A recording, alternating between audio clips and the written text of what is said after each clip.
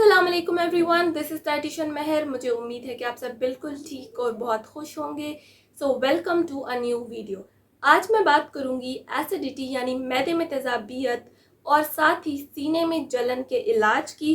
पिछली video last video मैंने बनाई थी इसकी वजह के बारे में कि आखिर एसिडिटी की असल वजह है क्या, वो ज़रूर देखिएगा। लेकिन उससे पहले प्लीज़ चैनल को सब्सक्राइब करके बेल आइकन को दबा दीजिएगा। तो चलिए शुरू करते हैं। एसिडिटी को कम करने के लिए और आहिस्ता आहिस्ता जड़ से ख़त्म करने के लिए आपने दोपहर के खाने से आधा घंटा पहले और रात के खाने से आधा घंटा पहले एक ड्रिंक इस्तेमाल करना है। ड्रिंक बनाने के लिए आप लेंगे 1 गिलास पानी और उसमें ऐड करेंगे 1 टेबल स्पून यानी कि 1 खाने का चम्मच एप्पल साइडर विनेगर आप इसमें डाल देंगे और इसे मिक्स कर लेंगे। ठीक है, ये ड्रिंक आपके मैदे में एसिड यानी तेज़ाब के लेवल को बैलेंस करेगा और आहिस्ता आहिस्ता करके इंशाल्लाह एसिडिटी को जड़ से ख़त्म कर देगा।